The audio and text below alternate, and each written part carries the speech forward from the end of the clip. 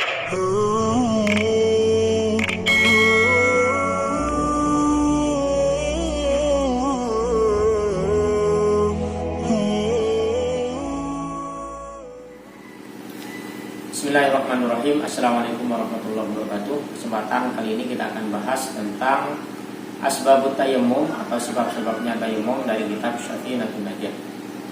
Faslun asbabut tayammumi salasatun faqdul ma'i wal maradu wal ihtiyaju ilaihi li'atsi hayawanil muhtarami.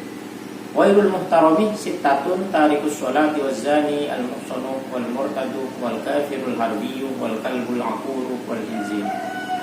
Pasal ini menjelaskan sebab-sebab tayammum itu ada 3. Asbabut tayammum salah satu ada 3. Yang pertama faqdul ma'i, karena memang tidak ada air maka kita boleh melakukan tayammum. Wal maraduh, yang kedua karena sakit tidak bisa menyentuh air atau tidak bisa menggunakan air. Berikutnya wal ihtiyaju ilaihi li'atsi hayawanin, yang ketiga adalah karena membutuhkan air, karena ada hayawan al-muhtaramin yang dimuliakan, itu ada hewan haus.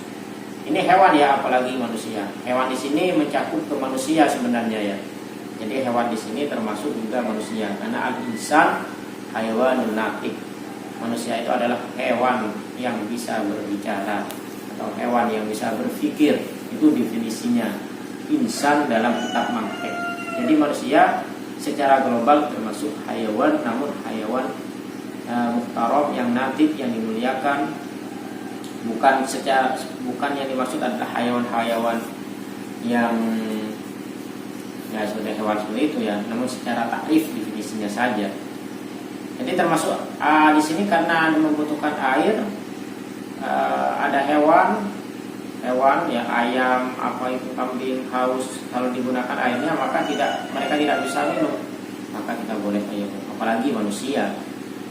Nah, di sini kan ada keterangan hayawanul muhtaram, hewan yang dimuliakan. Berarti ada hewan yang tidak dimuliakan. Apa itu? Wairul muhtarami sittatun. Hewan yang tidak dimuliakan itu ada 6. Pertama adalah tarikus sholat, orang yang meninggalkan sholat karena malas, disuruh sholat, disuruh tobat, tidak mau, maka mereka tidak berhak minum air yang mau digunakan wudhu, dan tidak ada lagi air itu kalau digunakan wudhu tidak bisa dibuat minum misalnya, maka mereka tidak berhak kalau mereka tidak mau bertaubat. Yang kedua adalah wazani al-muhson, yaitu orang yang zina muhson. Zina muhson ini adalah orang laki-laki perempuan kumpul kebo, berhubungan badan tanpa ada hubungan pernikahan yang sah secara hukum agama.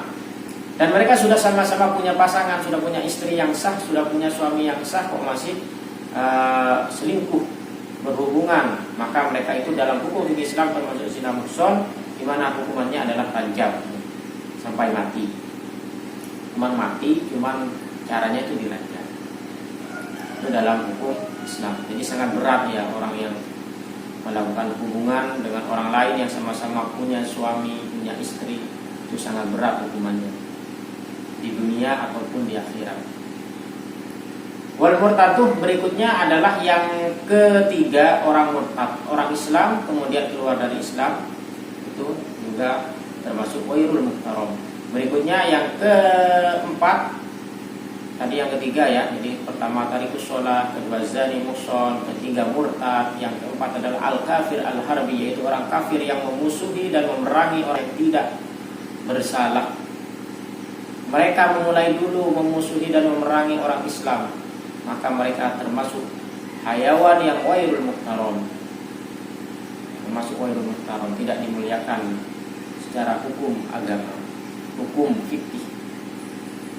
Berikutnya yang kelima wal kalbu adalah anjing al-akur yang galak, tidak bisa diatur. Dari anjing yang galak suka menggigit, tidak mau diatur, mereka hewan anjing yang galak itu tidak termasuk hewan yang muhtaram. Dan yang terakhir adalah khinzir, babi ataupun celeng, itu juga termasuk hewan wairul muhtaram. Artinya jika kita memiliki air yang hanya cukup untuk digunakan berwudu, kemudian salah satu golongan yang tidak masuk muhtaram, yang tidak dimuliakan ini, yang ada 6 ini haus, maka kita tidak boleh tayammum, kita harus menggunakan air tersebut untuk wudu. Tidak usah diberikan pada mereka, kecuali mereka mau tobat atau sudah berdamai atau mau kembali lagi dalam Islam gitu.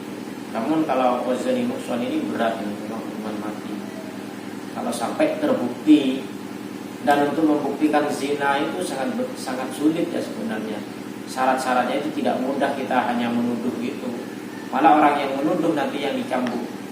Kalau tidak bisa mendatangkan 4 saksi, ya, atau mendatangkan saksi-saksi yang sudah ditentukan, bisa kita lihat keterangannya. Zina muhsan ya di bab zina ya. Jadi saya tidak mau menjelaskan secara panjang lebar. Karena di sini pembahasannya adalah asbabut tayammum. Jadi intinya adalah sebabnya tayammum itu ada 3. Yang pertama tidak ada air, yang kedua karena sakit untuk menggunakan air, yang ketiga karena butuh untuk menggunakan air. Itu saja. Mungkin itu penjelasan secara bahasa Indonesianya. Sekarang kita akan makna secara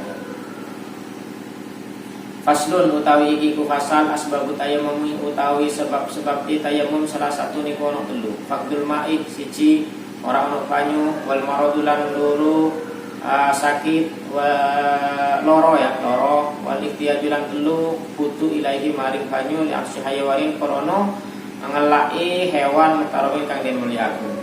Wairul mutarawih utawi hewan kang ora den mulyakaken sitatu niku ono 6. Tarikus sholat siji wong kang ninggal sholat, wazani lan wong kang zina, al muhsani kang muhson, wal murtad lan wong kang murtad, wal kafir lan wong kang kafir al harbi wong musuh harbi, wal kalbu lan wong asu al aqul kang galak, wal khinziru lan celeng. Berikutnya kita makna Madura.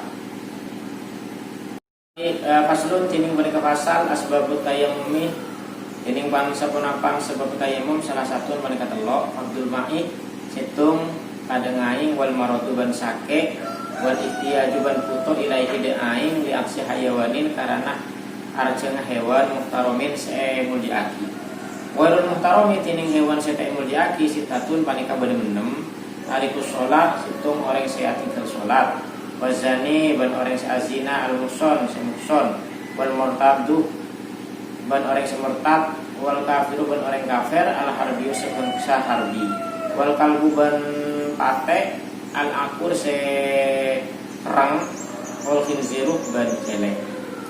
Demikian penjelasan tentang sebab-sebab tayammum dan juga 6 golongan hewan yang tidak dimuliakan dalam hukum fikih. Bila ada yang benar dari keterangan yang saya sampaikan, Allah. Kalau ada yang salah, nafsi. Wallahu a'lam bishawab. Wassalamualaikum warahmatullahi wabarakatuh.